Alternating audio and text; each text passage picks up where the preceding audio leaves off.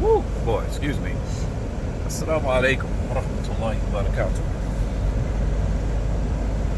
Maybe a week ago or so, I did a video called Self-Reliance and the African American Student of Knowledge.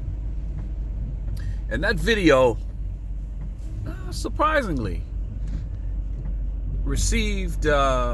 it was received very well by the majority of the people. Received a lot of messages from people thanking me, saying they 100% agreed, and that it was something that needed to be said. I even received some messages from some Talab al-Ilm, some students of knowledge, that said that they happened across the video, and or the video was sent to them, or whatever the case may be, and they actually thanked me and said that the video was excellent. I received a couple, and I'll keep this short. I received a couple messages that I think are deserving of some a little bit of shine, a little bit of conversation. And one of them was from my good friend who lives in Columbus, Ohio. He was watching the video with his wife, and his wife made the comment to him, and he passed it on to me. And basically, she said, in a nutshell, that the Palestinian issues and the Syrians and the people from Pakistan or from wherever they happen to be from, who are from historically indigenous Muslim countries, the problems that they have are viewed under the umbrella of Muslim problems. For whatever reason, their problems are accepted as Muslim problems, and therefore all the Muslims should show concern for the issue. But the African American, and not just the non-Muslim African American, but the African American in general, or in specific the African American Muslim, the issues and obstacles that pertain to us are not viewed as Muslim problems. That's their problem. And I thought that that was a very profound understanding, a very profound viewpoint that I had never considered, that our problems as African Americans, African American Muslims in specific rather, is not, that burden is not taken upon the shoulders of the general ummah. It's our problems and their problems. I thought that was very interesting. The other thing, my good friend who lives in Michigan, and we were together in Egypt. He's Bosnian. He's Bosnian Aslan. He was born in Bosnia, but spent many years here in America. He sent me a message, and again, I never sent the video to him, but somehow he happened upon it. I guess the video was making some rounds. Alhamdulillah. I mean, for the people, if they find benefit in it. But anyway, he said that he agreed from a Bosnian perspective. And I said, well, what do you mean? He said, because the Bosnians right now have, I guess, they got some major problems. He said, and they would not take kindly to an outsider coming to them and telling them what their problems are and trying to fix them. So he says it makes perfect sense to him that the African Americans take the posture of self-reliance instead of waiting for someone to come save us from our situations. He said that the Bosnians would not take kindly to that they wouldn't like some outsider who's not really familiar with them, who doesn't understand the nuances, intricacies, and details of their situation nor their history, sliding up on them telling them what their problems are and then telling them how to fix it. So I thought that was pretty interesting as well. Again, he's from outside, but he understands the concept in which I was speaking. I just thought that was very interesting. So anyway, this video is not going to be long.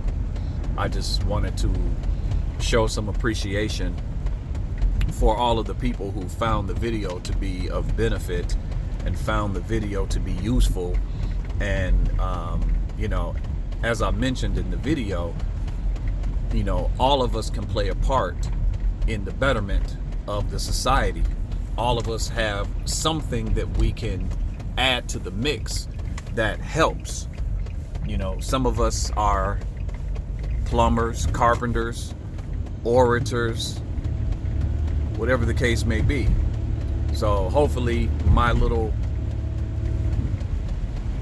piece of the puzzle here that I add, to the society by way of some of these videos, and maybe articulating some things that need to be articulated, or maybe articulating for people who possibly can't articulate for themselves, or don't know how to, or they're shy to, or whatever the case may be. Hopefully this is just a little piece of good that I can do to sort of help and just make the whole situation better. So I just wanted to thank again all of those people who messaged me and who commented on the video and said that they really liked it and they found benefit in it. So shout out to all of them. I'm kicking around the idea right now,